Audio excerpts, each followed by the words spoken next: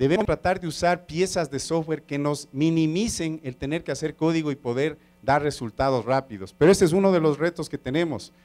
Menores costos en general es otro reto, o sea, que las cosas tengan un costo justo y que en el tiempo sean mínimos, ¿sí? Es muy importante. Otro reto tal vez más actual es la movilidad. Todos somos móviles y no queremos caminar anclados a cables. Aquí, por ejemplo, estamos con una red Wi-Fi.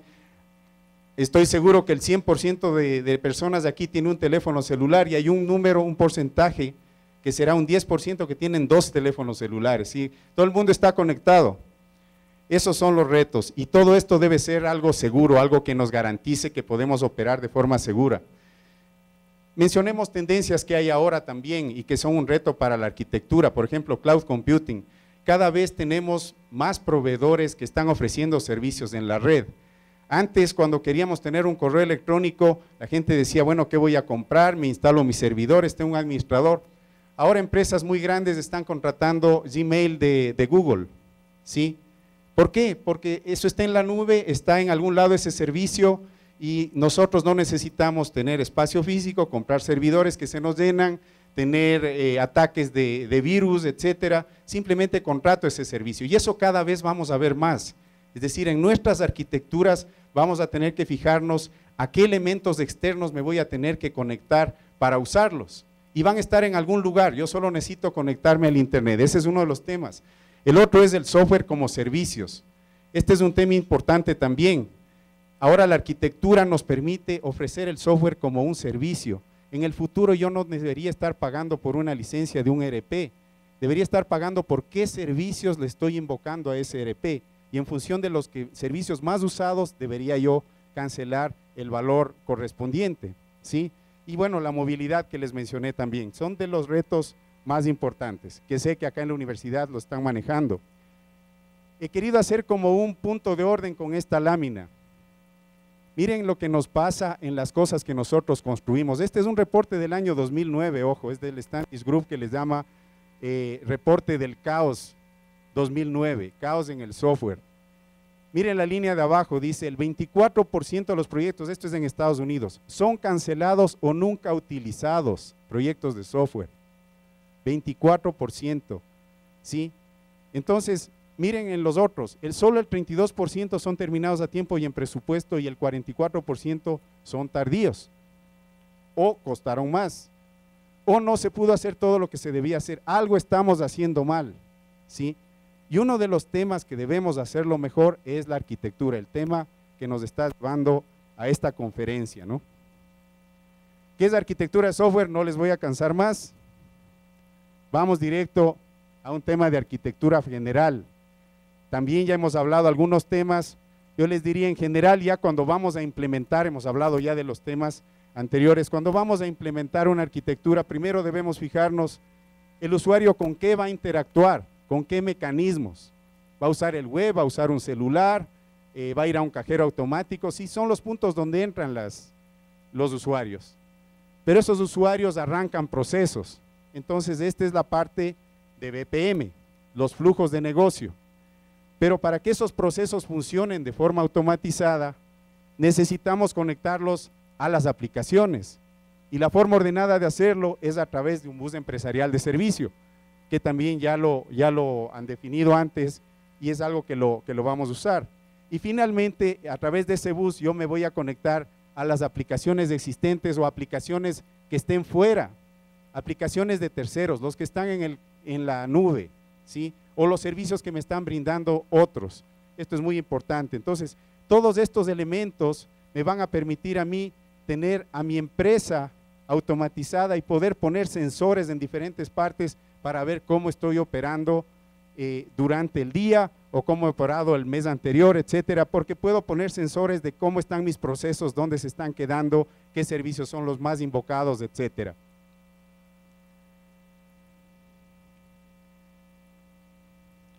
Muy bien, yo quería hacer un elemento adicional que me está faltando en esa lámina y que lo quiero reforzar, son las reglas de negocio. ¿Qué es lo que ocurre? Y viene con el tema de minimizar código y hacer cambios más rápidamente.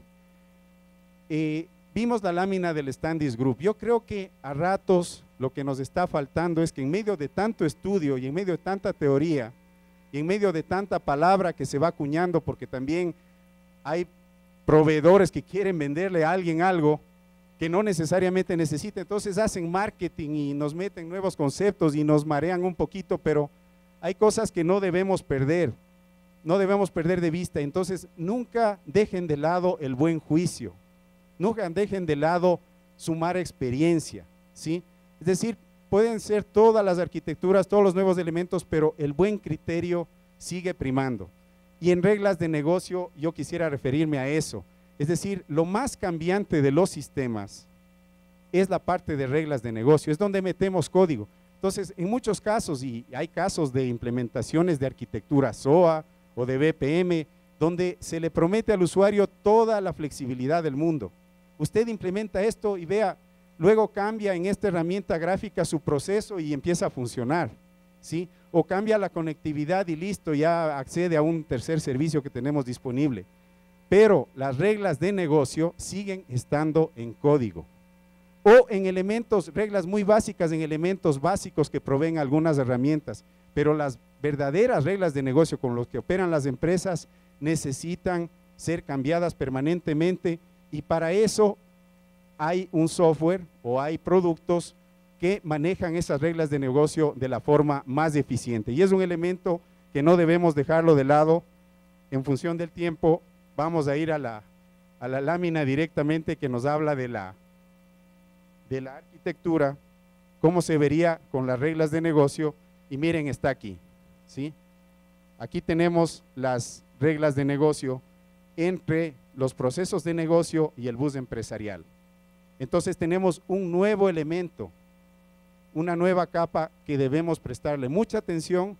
Debemos estudiar cómo se modelan las reglas, debemos estudiar cómo yo recabo con mis usuarios las reglas, cómo las modelo, cómo las implemento y cómo manejo el ciclo de vida de las reglas de negocio. Y eso me va a complementar mi arquitectura para que sea flexible. Muy bien, vamos a ver casos prácticos. Les contaba, nosotros estamos, por ejemplo, en una estrategia de comercio móvil. Y es interesante, ¿qué es el comercio móvil? Es comprar y vender productos o servicios con un celular. Muy sencillo el concepto, ¿no es cierto? Comprar cosas a través de un celular. Pero ¿qué tiene que haber atrás de eso? Atrás de eso debe haber una arquitectura de software que me permita implementar este concepto, ¿sí? Y ahí es donde entra la aplicación de todos los elementos que hemos visto. Ahora, al definir arquitectura, entran muchos elementos. Por ejemplo, yo puedo tener una definición general de arquitectura, pero para este problema hay cosas que de pronto no me aplican, ¿sí? Por ejemplo, para este problema de poder comprar y vender, que se trata de lo que hace la economía formal e informal todo el tiempo, estamos hablando de miles y hasta millones de transacciones, necesitamos sistemas ágiles. Si yo no voy a tener un sistema que me va a responder a mis necesidades, por más bonita arquitectura que tenga, por más productos fantásticos de los que disponga, si el tiempo de respuesta no es bueno, eso simplemente no se usa. Cuando no nos responde rápido un sistema, simplemente dejamos de usarlo, por más bonito o práctico que sea, ¿sí? Y en este caso es especialmente así, y lo que hemos hecho nosotros en este caso es definir una arquitectura que, siendo lo más flexible, mantenga un nivel de rendimiento lo más rápido.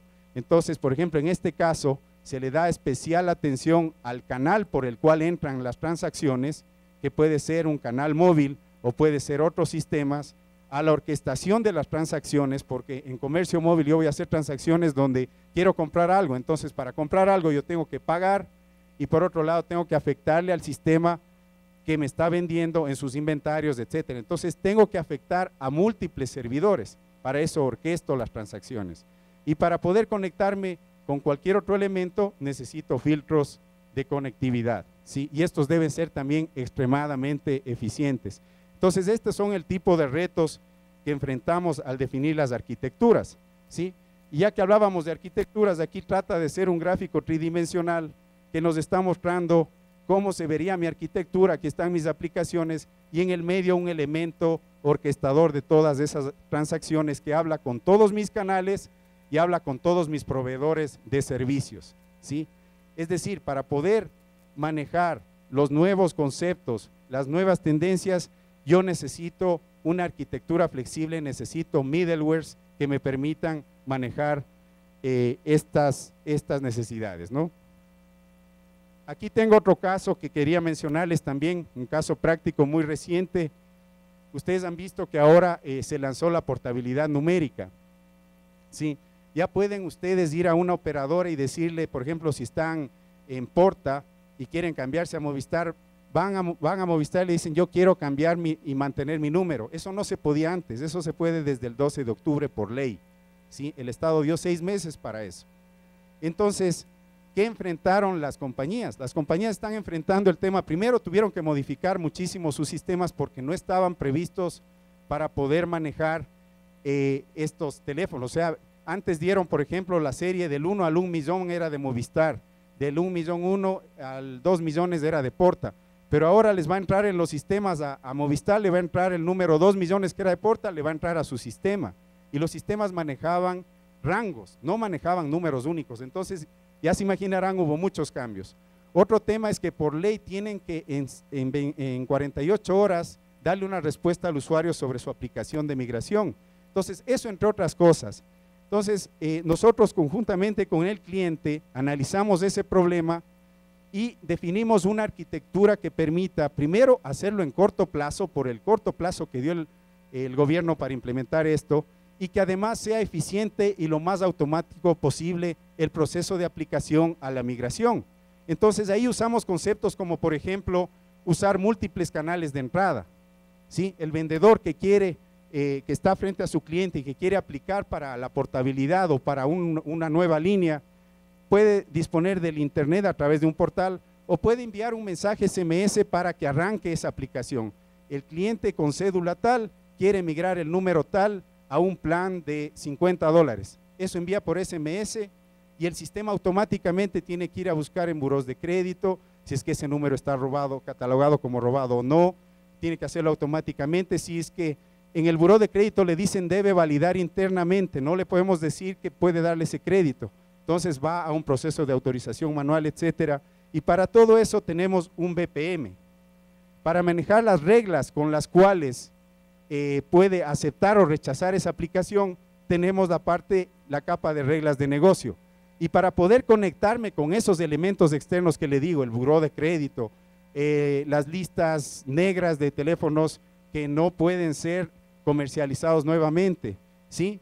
Y otros elementos que utilizan en crédito, está el bus empresarial de servicios, y una vez que se le aprueba, se le debe dar de alta el número en la central telefónica, es decir, ya está aprobado, el número debe decírsele a la central, este número 09974 o lo que sea, puede recibir llamadas ya en la central telefónica de Movistar. Entonces, al final de todo esto vamos a tener que decirle a esa central, cataloga este número para que pueda funcionar. Y eso está a través del bus empresarial, publicamos servicios en la central telefónica y se va a encargar de orquestar para que eso funcione. Entonces, les he preferido más bien explicarles esta parte para que un poquito reforzar el concepto de qué significa definir arquitecturas, qué ventajas nos va a dar definir una buena arquitectura y los beneficios que se obtienen. El beneficio en este caso fue para el cliente lograr en 3 meses implementar todo este proceso que con otras tecnologías o con arquitecturas diferentes o echando código por todo lado no lo hubiera podido cumplir definitivamente. Muy bien, eso era básicamente lo que tenía para hoy. Yo como conclusiones, ya hemos dicho, ¿no? Demos la importancia a la arquitectura, no nos sentemos sin analizarla a fondo y sin definirla 100%, viendo pros y contras de los diferentes modelos, ¿sí? Hay que aprovechar los nuevos elementos y componentes disponibles en el mercado, o sea, hay que estar pendientes qué sale en el mercado, qué me está ofreciendo una nube, qué me está ofreciendo un proveedor de servicios externo, ¿sí? O qué nuevo software puedo incorporar que me resuelva mi problema particular, porque el mío no es tanto automatizar procesos, el mío es reglas de negocio cambiantes, por ejemplo, ¿sí? Identificar bien y ahí priorizar las inversiones. Y nunca olviden, hay que usar las mejores prácticas, Nunca se olviden que el sentido común es muy importante, porque muchas veces nos olvidamos de eso, y nunca se olviden que sumar experiencia también ayuda, ¿sí? Sumar experiencia ayuda, como alguien ya lo dijo antes, a veces sumar experiencia, ¿qué es? Haberme estrellado algunas veces y haber logrado el camino. Entonces ya cuando me toca el siguiente proyecto, sumo eso y ya no me equivoco, ¿sí? Entonces siempre tener presente esto, por adicional a todos los estudios, a toda la teoría, estas bases siempre siguen siendo vigentes e importantes, ¿no? Muy bien, eso era básicamente, gracias Armando. Y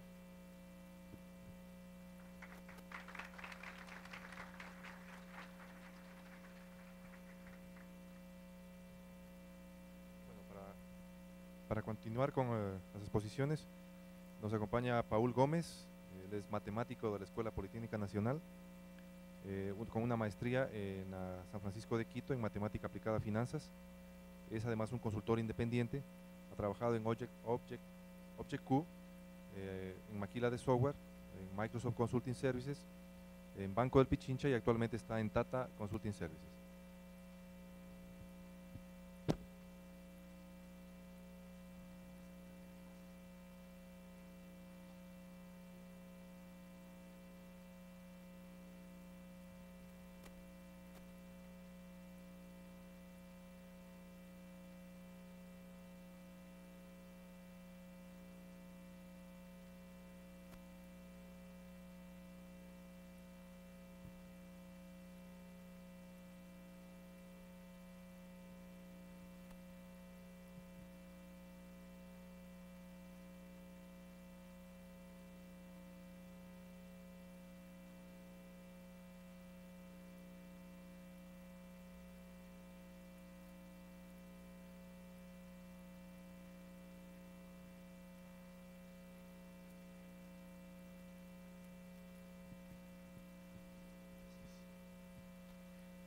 Buenas noches con todos. Quería antes que nada, antes de empezar la presentación, que evidentemente es de arquitectura, hacer una pregunta a alguien al azar. Por ejemplo, ¿por qué quisiera usted ser arquitecto?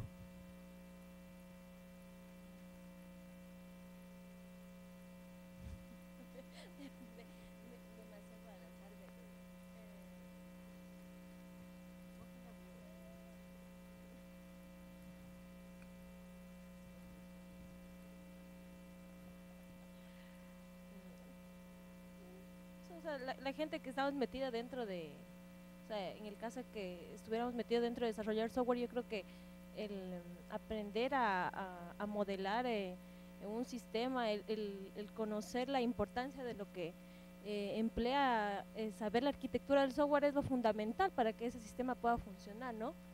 Yo creo que es así,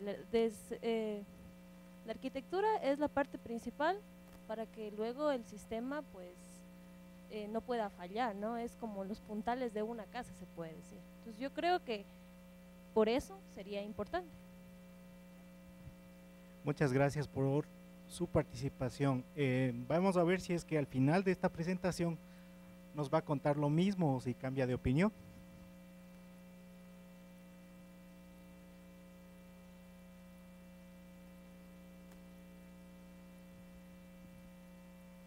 ¿Quién conoce a Dilbert? Dilbert es un famoso personaje, ¿no es cierto?, que refleja en el día a día muchas de las cosas que uno hace en el trabajo. Yo al menos muchas veces recibo la tira cómica de Dilbert y siempre me acuerdo de algún caso real que he tenido en la empresa, siempre. En este caso, por ejemplo, nos están contando que uno de los empleados, un desarrollador, dice: quiero cambiar mi título para que algo diga arquitecto. Y le dicen: ¿por qué? Porque mi sueño es hacer menos trabajo y obviamente ser más valorado en la empresa y evidentemente ganar más plata, por ejemplo. Evidentemente, ¿qué le contesta el consultor de recursos humanos? Lo mejor que te puedo hacer es nombrarte monocodificador. Y él dice, bueno, pensando en el nombre, dice, bueno, mejórale un poco. ¿Qué tal si me llamas simio del software? Entonces, evidentemente, El tema de arquitectura evolutivamente vino desde hace mucho tiempo, pero no lo conocíamos como arquitectura. Simplemente era parte de las cosas que se hacían en los albores de la informática. Todo en una empresa puede comenzar así. Hago un sistema de embarques. Después agrego, viene facturación, viene manufactura, vienen inventarios. Y después obviamente se me ocurre integrar todito. Y empieza a haber un champús de líneas, como vimos ya algún diagrama grandotote en algún sitio, ¿no es cierto? El problema es, en esencia, querer evitar el champús o anticiparnos al champús. Con la anticipación debida, si nosotros sabemos que, por ejemplo, tenemos un servicio que nos hace, por ejemplo, transferencias bancarias, y podemos saber que teóricamente algún día no solo un sistema va a invocar a este servicio, sino varios, de una vez lo encapsulamos para ponerlo disponible. Pensemos antes, ¿en qué? En el diseño de software.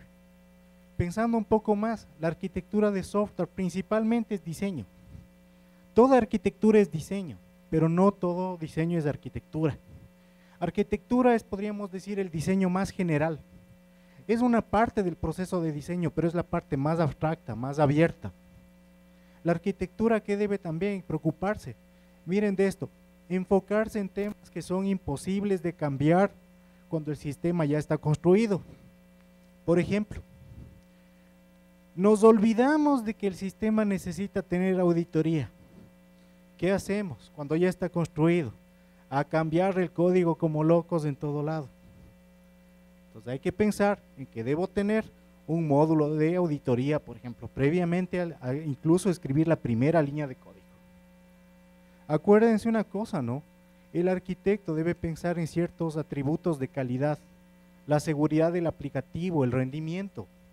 Debe pensar en los famosos requerimientos no funcionales. ¿Alguien me podría decir cuál es algún requerimiento no funcional? ¿Qué les viene a la mente? Les voy a dar uno, por ejemplo, que nos olvidamos casi siempre. El típico. La aplicación necesita tener un log de errores, un log de auditoría y un log de rendimiento. A veces pensamos en eso cuando el sistema ya está en producción.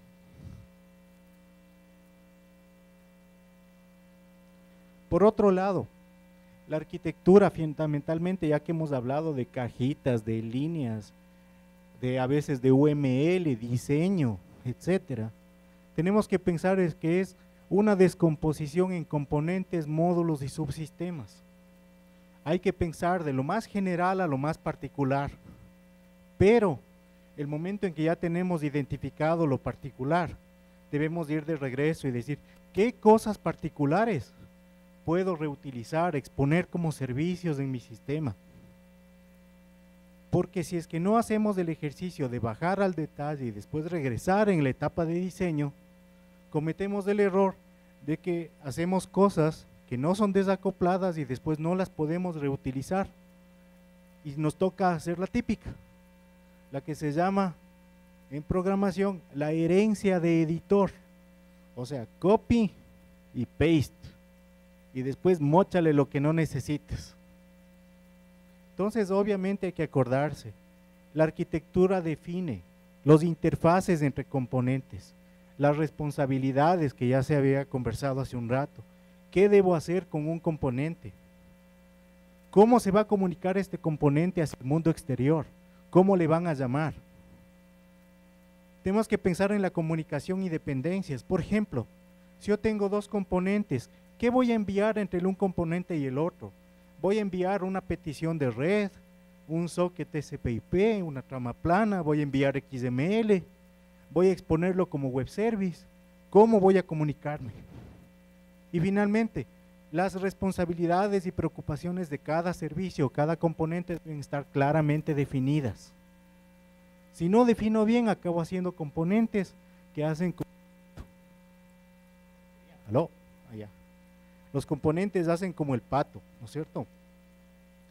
A ver, o mi componente hace débitos y créditos, O mi componente hace, por ejemplo, por decirles algo, una transferencia bancaria. Puede ser que evidentemente esos dos están relacionados entre sí.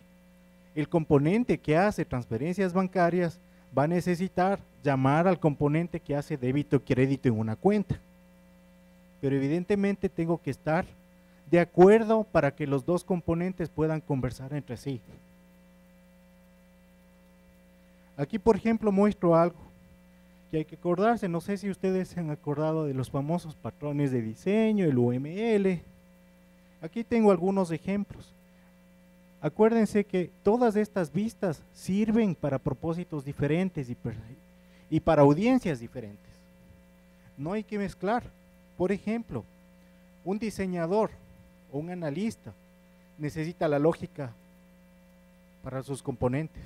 El usuario, ¿qué necesita? Los casos de uso, porque al usuario le interesa ver el caso de uso. En la transferencia bancaria, por ejemplo, ¿qué debo tener? Probablemente el componente principal que orquesta la transferencia, y debo tener otros casos que hacen el débito y el crédito, y el otro componente, por ejemplo, se puede encargar de enviar el resultado de la transacción, por decirles algo, a un reporteador de una entidad de algún organismo de control. Por ejemplo, la vista de implementación ya es el concretar físicamente la vista lógica, y es también poder nosotros como programadores poder recibir lo que nos da el arquitecto en abstracto, a implementarlo en el detalle ya, en el código que escriben los desarrolladores. Tal vez ahí es importante mencionar, el arquitecto en la empresa trabaja muy de cerca con los desarrolladores. El arquitecto tiene como algunas funciones: supervisar el código de los desarrolladores, ayudarles cuando tienen dudas, ayudar por ejemplo en escritura de prototipos, o validar nuevas herramientas antes de que el gran grupo de desarrolladores empiece a escribir código. También se deben definir componentes comunes, se deben definir librerías, una serie de cosas, pero en donde uno claramente sabe dentro del equipo de trabajo que el arquitecto define ciertas cosas y los desarrolladores evidentemente tienen que interactuar, ¿no es cierto? A veces se sientan al lado en tu puesto de trabajo y vienen, hacen preguntas, ¿no es cierto? Porque la arquitectura, siéndoles realista, no puede plasmarse solamente en los dibujos. O sea, hay que trabajar como equipo. Si no trabajas como equipo, el documento de arquitectura dice una cosa y el código acaba siendo otra. Otra vista, por ejemplo, la típica, la de procesos, o la vista de despliegue, por ejemplo, ¿dónde están mis fierros? ¿Dónde voy a distribuir mis componentes? Acuérdense que todas estas vistas pueden ser desarrolladas, evaluadas, creadas, modificadas, pero finalmente solo son aspectos diferentes de un todo, la arquitectura del sistema. Los requerimientos no funcionales, ¿no es cierto? Como les había conversado, definen cómo funciona un sistema. Y uno diría raramente, nunca se capturan en los requerimientos funcionales. Los requerimientos no funcionales son precisamente transparentes al usuario. Al usuario no le interesa que el aplicativo tenga un log de errores. Piensen, ¿a quién le interesará que el aplicativo tenga un log de errores? Por ejemplo, al personal de soporte en producción. Pero el usuario final no. A quien pone los requerimientos de negocio no. Entonces todos estos requerimientos funcionales se ponen en un documento y nos olvidamos claramente de todos los no funcionales. Los no funcionales también los podemos llamar como requerimientos de arquitectura. Eso sí, generalmente deben ser definidos por el arquitecto, porque es la única persona que se acuerda que hay que cumplir con esto. La ventaja: todo sistema en principio tiene los mismos requerimientos o categorías de requerimientos no funcionales. Por ejemplo, debemos saber que toda transacción que vamos a implementar o todo servicio que vamos a hacer debe cumplir, por ejemplo, con un mínimo de número de transacciones por segundo, en hora pico y en hora no pico. Entonces es una obligación del arquitecto definir esos parámetros, Porque evidentemente, como son transparentes al usuario y a la gente del negocio, muchas veces se pasa de lado. ¿Y qué sucede? Después es imposible colocarle ese tipo de cosas a un sistema cuando ya está construido. Requerimientos no funcionales, por ejemplo, deben tomar en cuenta las restricciones técnicas. Si yo, por ejemplo, solo tengo un equipo de un procesador y estoy poniendo un servidor web, no voy a esperar, por ejemplo, más probablemente de unas 20, 25 transacciones por segundo, que es, por ejemplo, un límite de uno de los conocidos servidores web que tiene el mercado. Cuando obviamente hay otros que, por ejemplo, puedan darnos 30, 35 por segundo, pero evidentemente eso es una limitación técnica. Hay limitaciones del negocio. Acuérdense que en una empresa a veces podremos hablar de las últimas tecnologías y últimas herramientas, pero nos toca coexistir con sistemas legados, sistemas que muchas veces, por ejemplo, están hechos en COBOL y no podemos eliminar.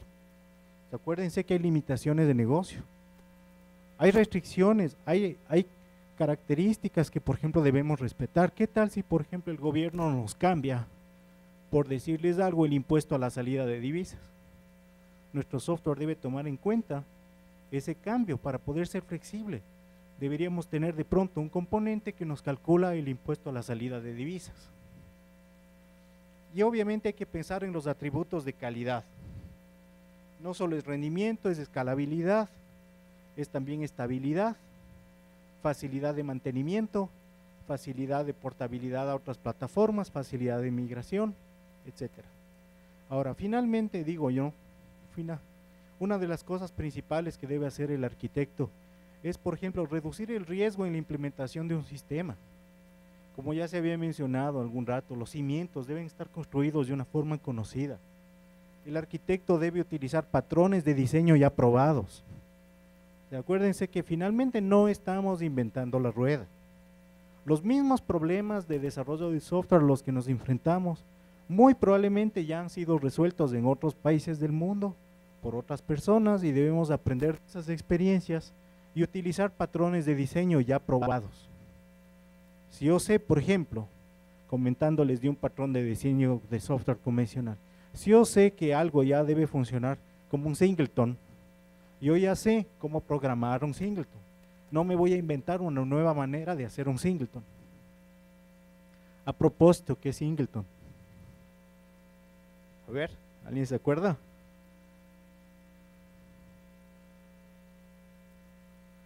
Singleton es un componente del cual tú simplemente tienes una sola instancia en todo tu sistema. Por ejemplo, un singleton podría ser un componente general de acceso a datos. El arquitecto también debe hacer ¿qué? Hacer el mapeo, la equiparación entre el diseño abstracto basado en patrones hacia la implementación concreta que va a ser desarrollada por los programadores. Y aquí un poco hay un tema. Se había mencionado que el arquitecto tiene una orientación hacia el negocio. Yo más bien hablo de dos estilos de arquitecto. Un arquitecto, hablemos de roles, porque en realidad solo en proyectos muy grandes estamos hablando de dos personas diferentes. Generalmente es el trabajo de la misma persona. El arquitecto debe pensar de ambos lados. Por un lado, en el lado izquierdo, él tiene que pensar en el negocio. Es un hacedor y guardián de decisiones. Trae el cambio tecnológico a la empresa. Tiene un trabajo principal en colaboración externa, tiene que trabajar con gente del negocio, proveedores externos, gente de otras unidades, por ejemplo la de control de calidad de software. Él está enfocado, por ejemplo, a los requerimientos. Y es un vigilante de que los estándares y definiciones de arquitectura se respeten. Pero por el otro lado, un arquitecto debe ser un mentor, una persona que ayude a los desarrolladores a crecer profesionalmente. Debe ser un solucionador de problemas. El arquitecto muchas veces debe ser la persona adecuada para encontrar, por ejemplo, un problema en producción. Y una cosa que no se ha mencionado hoy día es que en arquitecturas muy complejas, si tienes muchos componentes, es mucho más difícil encontrar la fuente de problemas. Entonces, Si tú no tienes bien definido una estrategia de cómo encontrar los problemas en una arquitectura compleja, se convierte en una cuestión de prueba y error. El arquitecto también es un prototipador. El arquitecto es la persona encargada de tener que desarrollar prototipos, pruebas de concepto.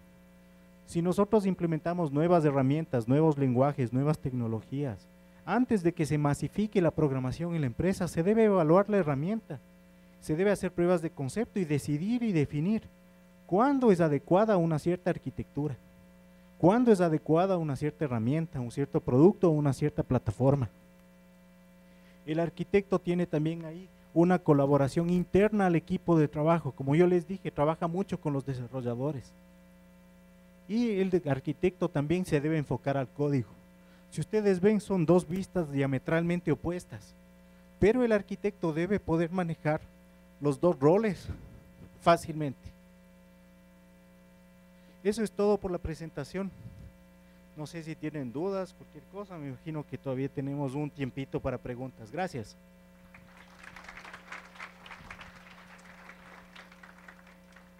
Bueno, agradecer a los expositores por toda la experiencia especialmente que han puesto en todas sus exposiciones y ratificar a todos ustedes que la arquitectura es un ámbito muy fundamental dentro de la carrera de sistemas. Queremos estudiantes que puedan desarrollar estas habilidades y que puedan ser motor de una loja que pueda tener arquitectos, desarrolladores, programadores y podamos formar un polo tecnológico dentro de nuestra región. ¿Sí? Por favor, necesitamos, en este momento vamos a hacer la ronda de preguntas. ¿Sí? Si no hay preguntas, voy a delegar a Paul que nuevamente pregunte a todos ustedes. ¿Sí? Entonces, por favor, si no quieren caer en la sorpresa, por favor, preguntemos.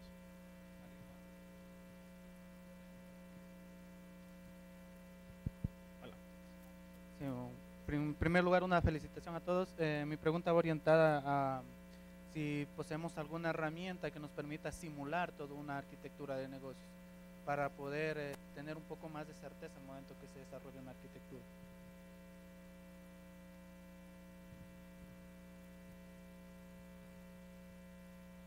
Sí hay herramientas que permiten hacer toda esa abstracción y hay muchas, ¿no? De IBM hay una, hay de open source también. Entonces lo importante es que dependiendo también hay herramientas que son específicas para el modelamiento de los procesos, hay herramientas específicas para creación de servicios, hay herramientas específicas para modelamiento de integración de mensajería, es decir, para todo lo que se ha hablado acá, existen herramientas. ¿Sí? Entonces, por ejemplo, una muy importante es Telelogic. Puedes revisar y esa te puede ayudar algo y es de IBM, ¿no? Bueno, adicional a esta pregunta, hay herramientas como ACME, también es del SEI, hay Xarchitect, que utiliza XML ya para el desarrollo. ¿Sí? Por comentarlo, ¿sí? ¿Alguien más? ¿Preguntas? Paul, por favor, ¿nos puedes ayudar preguntando?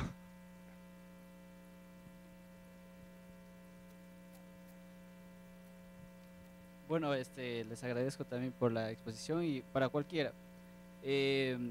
No sé si alguien sabe de lo que es la empresa de software de India, que es Tata mismo, y que esto está enfocado a lo que es a ayudar a los estudiantes a proyectos de software. No sé si aquí se podría implementar o qué opinan de eso.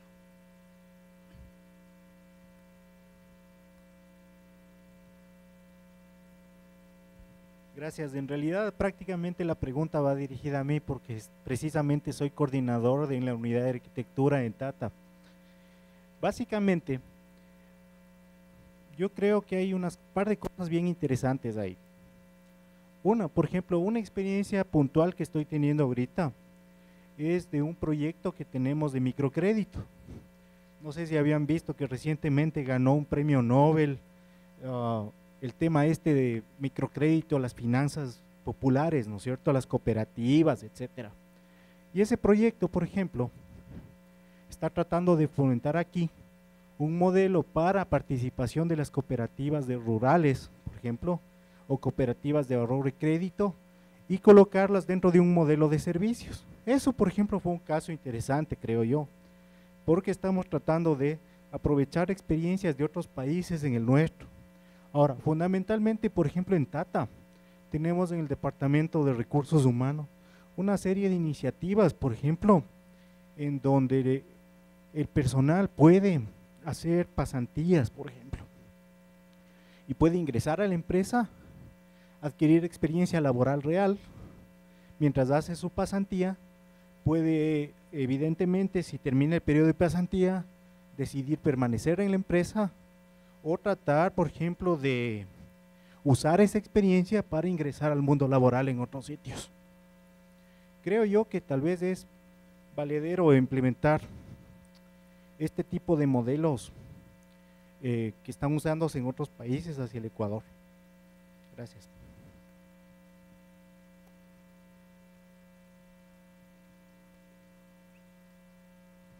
¿Alguien más, por favor?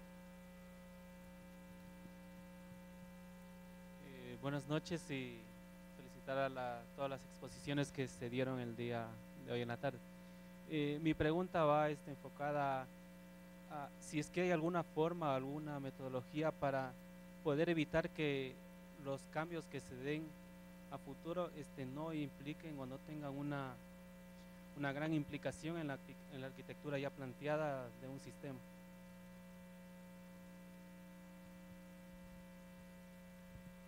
Bueno, ese es el reto, ¿no? Ese es el reto. Lo que les podría decir es, ¿qué pasa? ¿Cuál es la problemática de construir una solución?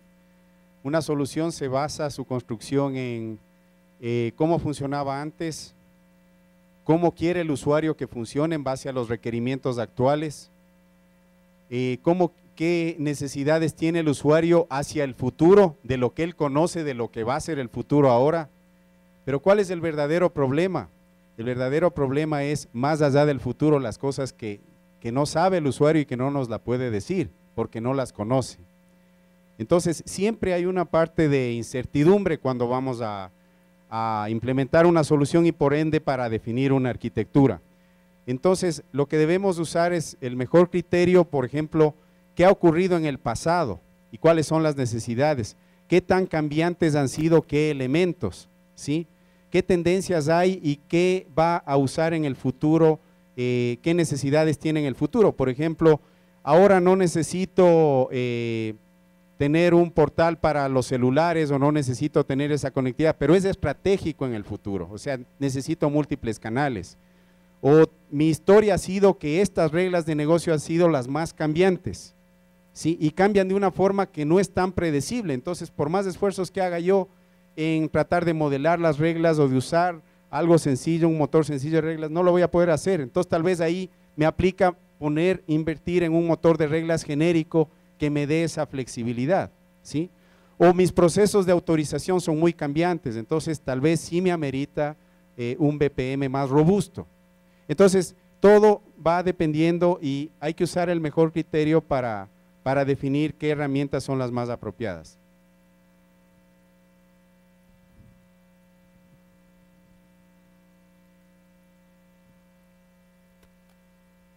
Bueno, buenas noches a todos.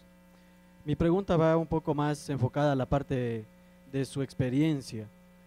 La arquitectura de software en una solución se da en cada fase, ¿no es cierto? Desde la determinación de requerimientos hasta su implementación. Mi pregunta va enfocada a esto, en su experiencia, en su desarrollo de aplicaciones, ¿en qué parte, ya ustedes hablando de la parte práctica, porque es la parte teórica la que yo hablaba, ustedes ven que se necesita más fuerza o fortaleza para implementar la arquitectura? Para Mauricio. Bueno, yo creo que algo hemos ido mencionando en las conferencias. Hay elementos como, por ejemplo, qué demanda va a tener de cantidad de transacciones o cantidad de operaciones que se van a ejecutar, por ejemplo. Son elementos que en un principio hay que recabar, qué interfaces se va a necesitar, ¿sí? qué concurrencia van a tener, van a necesitar esas aplicaciones. Es decir, van a estar afectando, vamos a tener un volumen muy alto, por ejemplo, en un banco, ¿sí? Un volumen muy alto de transacciones, pero transacciones sencillas. O en otro tipo de ambientes voy a manejar transacciones de muy larga duración, ¿sí? Autorizaciones que van por diferentes fases, por diferentes estamentos, y que mi principal prioridad es tener integridad en esas operaciones versus el rendimiento. El rendimiento no me importa mucho porque son pocas y no es volumen. Entonces, hay diferentes elementos que sí cambian dramáticamente la forma de operar. Yo les voy a poner un ejemplo práctico. En industrias como la banca, ¿sí? El uso de middlewares, o sea, que en la arquitectura se incorpore un middleware, un estamento intermedio entre los usuarios y las fuentes de datos, existe desde hace 40 y tantos años, ¿sí? El año pasado se le apagó la vela del cumpleaños 40 al SIX, al monitor transaccional de IBM, al más viejo de todos. Entonces, en esa industria, la necesidad siempre ha sido múltiples canales, múltiples agencias, altísima transaccionalidad. Ahí es natural tener middlewares. En cambio, en otras industrias eso no ha sido lo natural. Vemos que, por ejemplo, se han usado esquemas cliente-servidor por muchísimos años. Y ahora con SOA descubre mucha gente, han habido middlewares, qué maravilla. No es nuevo, no es nuevo. Lo que realmente tienen de nuevo, por ejemplo, los middlewares ahora, es que usan estándares. Y estándares especialmente que son ampliamente aceptados por toda la industria, como son los web services, por ejemplo, o el XML. Antes teníamos otros que eran tan difíciles de implementar que no se usó ampliamente, pero entonces, ¿qué es lo que quiero decir con esto? El problema sí marca qué elementos uso, y hay industrias que han usado arquitecturas por muchos años, para otras es nuevo, porque están enfrentando nuevos problemas. Por ejemplo, hay industrias ahora que tienen que ofrecer su sistema por múltiples canales, ya lo están utilizando middlewares. Otro caso sería el de BPM, por ejemplo. Sistemas de BPM, ¿quién me dice desde qué año ha visto? De Workflow se llamaba antes, ahora le acuñaron, le cambiaron la palabra para que no suene tan viejo y se pueda vender mejor, BPM, ¿sí? Yo conozco un sistema en el que personalmente trabajé el año 90 de BPM y me recorrí toda Norteamérica, Sudamérica promocionando ese producto, haciendo prototipos por todo lado. Era excelente el BPM, pero ¿qué carecía? Carecía de algunos elementos que sí son importantes ahora, por ejemplo, un esquema estándar de conectividad hacia las aplicaciones. Entonces estaba el BPM por ahí, en ciertas autorizaciones era útil, pero cuando yo quería que se automatice la parte final, como yo les puse en el ejemplo anterior, que se cree el teléfono en la central telefónica para que ya empiece a operar automáticamente, no había estándares. Entonces los BPMs que han existido muchísimo tiempo no tuvieron el despegue que se tiene en estos últimos años. En estos últimos años ha habido un boom de lo que es BPM, pero que no es nada nuevo. Los estándares de BPM recién se están creando. El BPMN, ¿cuánto tiempo tiene? No tiene ni, ¿cuánto? 4 o 6 años. Y está evolucionando, versión 1, versión 1.1. Recién pasamos a la versión 2.0, o sea, está evolucionando. Y las industrias las van adoptando en función de sus necesidades, y ahí viene el buen criterio del arquitecto para ir con todas estas piezas, definir cuál es la mejor.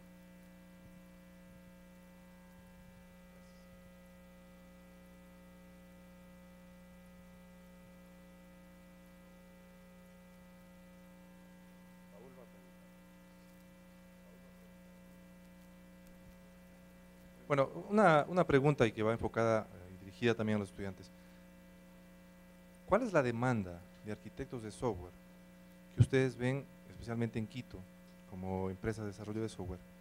¿Existe personal suficiente para que los requerimientos que ustedes tienen de desarrollo y de los requerimientos empresariales puedan ser cubiertos? ¿O es necesario que las universidades o las empresas entren en una estrategia común para poder lanzar este tipo de profesión o de habilidades dentro de los estudiantes de las empresas, de las universidades, perdón? Estamos buscando, hay vacantes, por favor, aquel que quiera puede dejar sus datos y envía. De verdad, ya en lo serio, no hay muchos, de verdad que hay muy pocos. Y lo malo es que no se bajan de los árboles, o sea, salen y nacen, sino que necesitan un proceso de maduración y de experiencia. El arquitecto, como yo les dije hace un rato, es un tema de añitos de vuelo. Sí, horas, casi digo una cosa que no debía, horas de, ustedes saben, horas de estar sentado en el asiento y estar varias cosas ahí. Entonces, yo creo que hay un reto planteado a las universidades, que es lograr sacar arquitectos y comenzar a trabajar con la empresa orquestadamente. Yo creo que la universidad que ustedes tienen brinda esa facilidad y yo creo que en poco tiempo, si es que esto se convierte en parte del pensum más los añitos y las experiencias, va a haber arquitectos, eso es muy importante. Lo interesante que les puede interesar a ustedes es que un arquitecto es muy bien remunerado. Sí, si no, pregúntenle al ingeniero, ¿no? Bueno, no le pagan tanto, dice, pero bueno, en todo caso, de verdad que sí es un tema muy remunerado, muy importante y hay mucha escasez, el futuro, obviamente no haremos como buenos ecuatorianos, ¿no?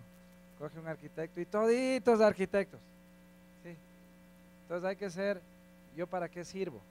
Tengo esa visión macro de las cosas, hay que ser franco, o me gusta el código, me gusta estar abajo haciendo servicios, o me gusta hacer los procesos, no hagan de todo, sí, es un consejo, ¿no? Yo quisiera complementar con algo.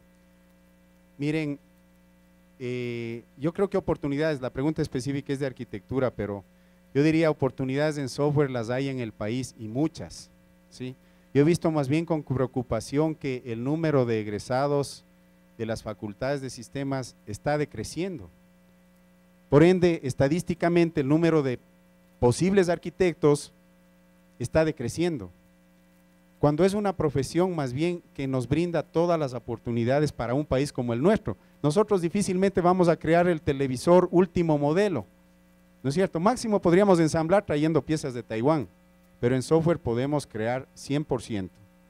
Y eso debemos tenerlo muy en nuestra mente. El tema de arquitectos es importantísimo y las universidades tienen un reto. Yo me acuerdo los primeros desarrolladores, cuando estuve en el desarrollo de un sistema bancario hace 20 años, imagínense, ¿sí?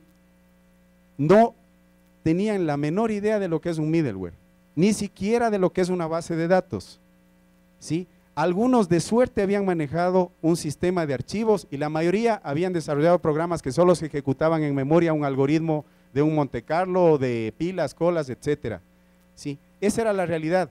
¿Ustedes creen que ha cambiado mucho eso? O sea, sí se ha aprendido mucho más, pero de lo que realmente demanda el mercado, sí falta que las universidades se sintonicen con lo que se necesita.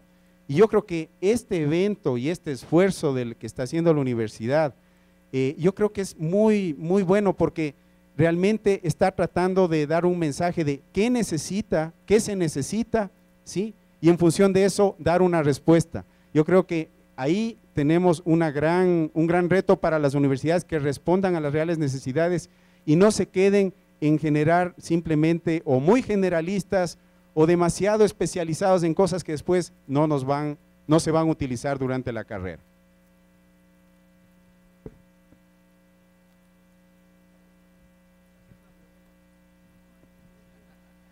Antes de hacerles una pregunta, quería puntualizar un tema, tal vez complementando lo que ya han mencionado Ernesto y Mauricio. Básicamente, el tema es, en Tata, por ejemplo, como experiencia real, estadísticamente, tenemos aproximadamente un arquitecto por cada 20 desarrolladores, numéricamente hablando, en términos de números. Obviamente, algunos de los arquitectos que tenemos son de base de datos e inteligencia de negocio exclusivamente, otros son arquitectos de aplicación propiamente, que es un poco más similar a lo que hemos visto el día de hoy. O sea, acuérdense que no solamente hay arquitectos de aplicación, también hay arquitectos de base de datos, arquitectos de redes, arquitectos de comunicaciones. Pero esa proporción podría ser, pienso yo, más o menos acorde a un poco los estándares que tenemos desde la India. Y también, aparte de eso, hay una composición de desarrolladores en la empresa. Podríamos decir que la composición, no sé si sea ideal, pero una de las que tenemos en realidad es teóricamente 50% de desarrolladores junior, o sea que tienen de 0 a 2 años de experiencia aproximadamente. tenemos un 30% adicional de desarrolladores de nivel intermedio que tienen más o menos entre 2 y 5 años de experiencia y un 20% de desarrolladores senior.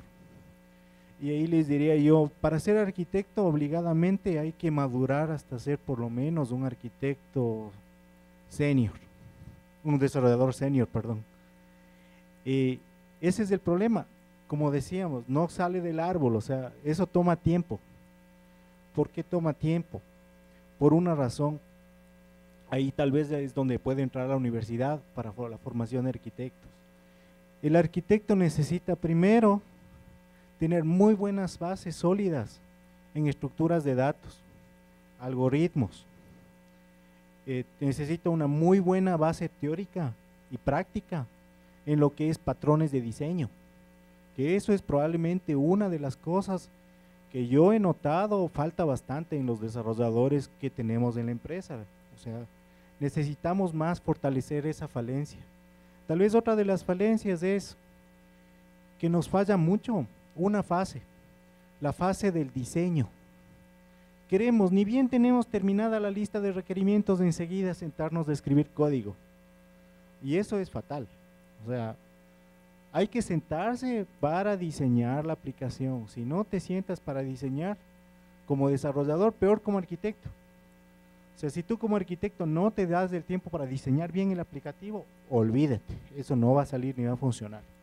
Yo creo que es importante hacer énfasis tal vez en esos aspectos, académicamente hablando, pero que no sale de la noche a la mañana un arquitecto, no sale de la noche a la mañana. O sea, sí necesitan haber sido desarrolladores, porque no solo van a ver los requerimientos generales, no solo tienen que explicar a la gente de negocio la parte funcional o la factibilidad técnica de utilizar algo, también tienen que haber tenido la experiencia escribiendo código, inclusive para hacer prototipos, pruebas de concepto, simulaciones. O sea, no es que el arquitecto no escribe nada de código, ojo con eso. O sea, el arquitecto sí escribe código. Lo chévere es que el arquitecto mismo decide qué partes del código escribe, las partes interesantes, no la parte lata. O sea, la capa de acceso a datos, eso es lata. O sea, la arquitectura general es lo chévere. La lata no. Pero para poder decir eso, hay que haber escrito la lata al menos una vezita.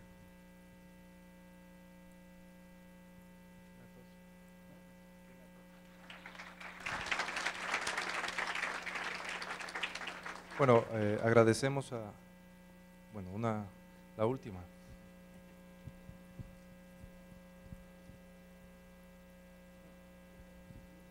Muy buenas noches. Primero agradecerles a todos los panelistas por compartirnos sus experiencias en el tema de arquitectura.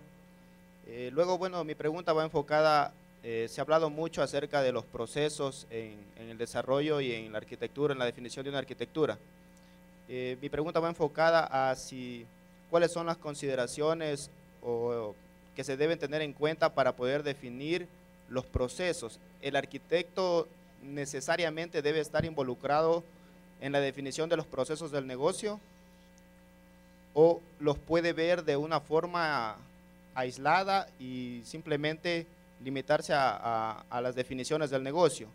Y finalmente, si es que es necesario tener en consideración de que el arquitecto forme parte de esas definiciones del negocio, si se considera la tecnología con la que cuenta el negocio para definirlas.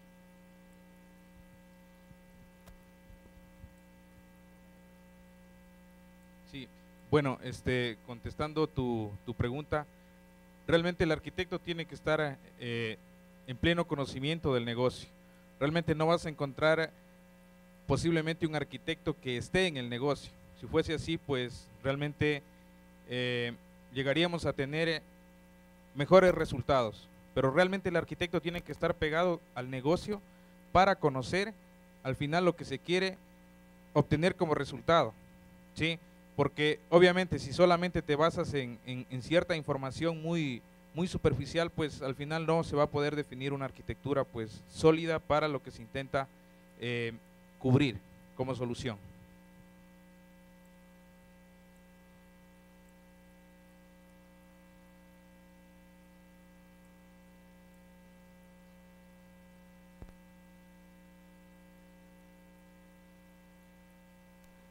tanta pregunta se acabó la batería. Bueno, agradecemos a los panelistas por sus brillantes exposiciones.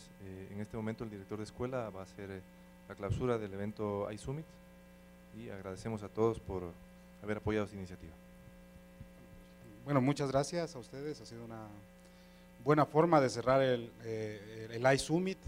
El evento Campus pues ha permitido que entremos en contacto con amigos ponentes de Europa, de Centroamérica, Estados Unidos y varios colegas de toda la región sur de Latinoamérica. Pues simplemente agradecer el trabajo que ha hecho el equipo de coordinación, en ustedes la generosidad de varios expositores que ya han partido, especialmente los europeos, y bueno, pues agradecerles este evento, el evento iSummit, es el que vamos a desarrollar como evento de tecnología anualmente. Esta ha sido la propuesta de nuestro rector, canciller, que pues si algunos no lo saben, este es el último diciembre que pasa con nosotros. Él en febrero parte a una nueva misión y ha querido dejar el legado de él en este evento, que es el evento iSummit. Es posible que en otras áreas pues no se desarrolle este tipo de congresos que se han ido desarrollando